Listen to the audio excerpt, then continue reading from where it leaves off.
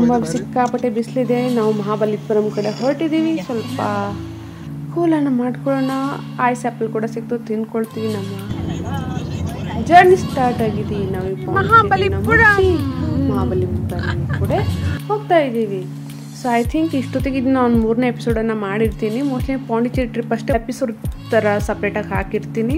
So ಬನ್ನಿ ಇವಾಗ ನಮ್ಮ ಮಹಾಬಲಿಪುರಮನ್ನು ಎಕ್ಸ್ಪ್ಲೋರ್ ಮಾಡೋಣ. ಆಲ್ರೆಡಿ ನಾನು 4-5ನೇ ಸಲ ಮೋಸ್ಟ್ಲಿ ವಿಸಿಟ್ ಮಾಡ್ತಾ ಇರೋದು. ಆಲ್ರೆಡಿ ಮಾಡಿನ ಅದಕ್ಕೂ ಮೊದಲು ಫಸ್ಟು ಹೊಟ್ಟೆನ ತುಂಬಿಸ್ಕೊಳ್ಳೋಣ.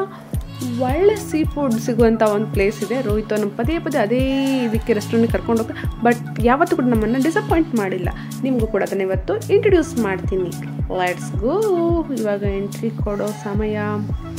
ಮಹಾಬಲಿಪುರಂಗೆ ಎಂಟ್ರಿ ಕೊಡ್ತಾ ಇದ್ದೀವಿ. ಊಟಕ್ಕೆ ಬಂದಿದ್ದೀವಿ. ಸೆಂಟ್ರಮಿಗೆ ಹೋಗೋಣ. ಇಲ್ಲಿ ಫುಡ್ ಅಂತೂ ಸಿಕ್ಕಾಪಟ್ಟೆ ಅಮೇಝಿಂಗ್ ಆಗಿರುತ್ತೆ. ಡೆಫಿನೆಟ್ಲಿ ನೀವು ಇಲ್ಲಿ ಮಹಾಬಲಿಪುರಂ ಕಡೆ ಬರ್ತಾ ಇದ್ರೆ ನೀವು ಎಂಟ್ರಿ ಮಾಡೋ ಮೊದಲೇ ಸಿಗುತ್ತೆ. ಚೆಕ್ ಮಾಡಿರೋಣ. ಸೂಪರ್ ಆಗಿದೆ ಸೀ ಫುಡ್ಡು. ಊಟ ಮುಗಿಸಿ ಕೆಲವೊಂದು ಇಂಪಾರ್ಟೆಂಟ್ ಪ್ಲೇಸ್ಗಳನ್ನು ಮಾತ್ರ ಎಕ್ಸ್ಪ್ಲೋರ್ ಮಾಡೋಣ. ಇವಾಗ ಮುಂದೆ ನೀವು ನೋಡ್ತೀರಾ Krishna's butter ball. Without pay ಕೂಡ ಪಾರ್ಕಿಂಗ್ ಇದೆ. ಅಲ್ಲಲ್ಲೇ ನಿಲ್ಲಿಸ್ಕೋಬೇಕಾಗತ್ತೆ. ಬಟ್ ಹುಷಾರಾಗಿ ಪಾರ್ಕಿಂಗ್ ಮಾಡಿ. ಇವಾಗ ನೀವು ನೋಡ್ತಾ ಇರುವಂಥದ್ದು ಕೃಷ್ಣಾಸ್ ಬಟರ್ ಬಾಲ್. ಸೊ ಮುಂದೆ ಹೋಗೋಣ. ಶೋರ್ ಟೆಂಪಲನ್ನು ನೋಡ್ಕೊಳ್ಳಿ. ಸೊ ಇದ್ರ ಪಕ್ಕದಲ್ಲಿ bay of Bengal in Mahabalipuram beach ಇದೆ. ಅದರ ಹತ್ರನೇ ಇದಿರೋದು.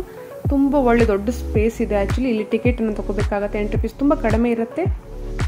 8th ಸೆಂಚುರಿಯ ಟೆಂಪಲ್ ಇದು. ಪಲ್ಲವ ಡೈನೆಸ್ಟಿದು.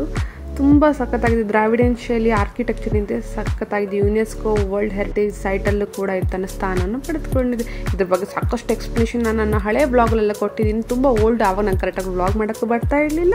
ಅದನ್ನು ತಪ್ಪದೆ ನೋಡಿ. ತುಂಬ ಚೆನ್ನಾಗಿದೆ ಆಯಿತಾ. ಇದನ್ನು dedicated to Lord Shiva. So ತುಂಬ ಚೆನ್ನಾಗಿದೆ. ಇವಾಗ ನೀವು ನೋಡ್ತಾ ಇರುವಂಥದ್ದು ಅಲಕನೇಶ್ವರ ಟೆಂಪಲ್. ಇದು ಕೂಡ ಮಹಾಬಲಿಪುರಂನಲ್ಲಿ ಬರುವಂತಹ ಫೇಮಸ್ ರಾಕ್ ಕಟ್ ಮಾನ್ಯುಮೆಂಟ್ಗಳಲ್ಲಿ ಇದು ಕೂಡ ಒಂದು. ಇಲ್ಲಿ ಸಪ್ರೇಟಾಗಿ ಎಂಟ್ರಿ ಫೀಸ್ ಅಂತ ಏನಿಲ್ಲ. ನೀವು ಶೋರ್ ಟೆಂಪಲಲ್ಲಿ ಏನು ತೊಗೊಂಡಿರ್ತೀರ ಅದೇ ಟಿಕೆಟನ್ನು ಇಲ್ಲಿ ತೊಗೋಬಹುದು. ಸೊ ಫೇಮಸ್ ಆಗಿರುವ ಒಂದು ಟೆಂಪಲ್. ಇಲ್ಲಿಂದ ಟವರ್ ಹೌಸ್ ಕೂಡ ಕಾಣುತ್ತೆ, ಲೈಟ್ ಹೌಸ್ ಕೂಡ ಕಾಣುತ್ತೆ. ಕಂಪ್ಲೀಟ್ ಆದ ವ್ಯೂ ಕೂಡ ನೀವು ಮಹಾಬಲಿಪುರಂ ಕೂಡ ನೋಡ್ಬೋದು. ಇದು ಕೂಡ ಡೆಡಿಕೇಟೆಡ್ ಟು ಶಿವ.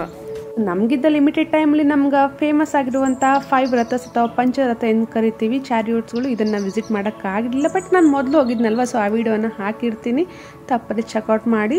ಸೊ ಇದು ಕೂಡ ತುಂಬ ಫೇಮಸ್ ಆಗಿರುವಂತಹ monolithic rock cutting temple. So ಇದು ಹಿಂದೂ ಎಪಿಕ್ ಮಹಾಭಾರತ ಕ್ಯಾರೆಕ್ಟರ್ಗಳನ್ನು ರಿಪ್ರೆಸೆಂಟ್ ಮಾಡುತ್ತೆ. ಆಗಿದ್ದರಿಂದ ನಾವು ಟೈಮ್ ವೇಸ್ಟ್ ಮಾಡಿ ಹೊರಟಿದ್ವಿ ಚೆನ್ನೈ ಏರ್ಪೋರ್ಟಿಗೆ.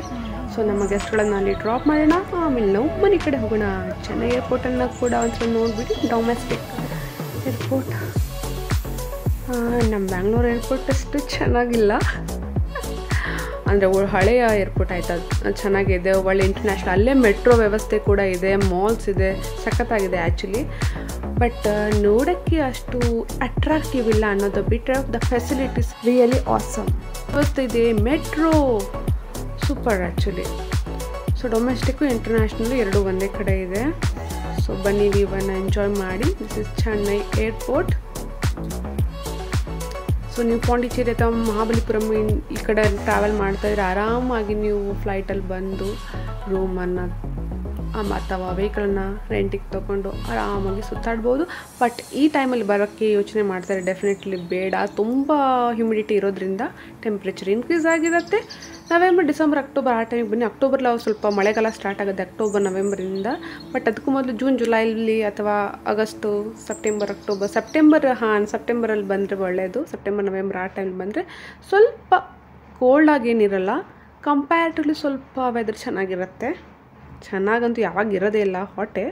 ಬಟ್ ಆದರೂ ಕೂಡ ಓಕೆ. ನಮ್ಮ ವಿಡಿಯೋನ ಮುಗಿಸುವಂತಹ ಸಮಯ ಆಲ್ಮೋಸ್ಟ್ ಬಂದೇ ಬಿಟ್ಟಿದೆ. ನಮ್ಮ ವಿಡಿಯೋನ ಕೊನೆವರೆಗೂ ನೋಡೋದಕ್ಕೆ thank you so much. Thank you for watching everyone. Take care. Bye. Don't forget to subscribe my channel.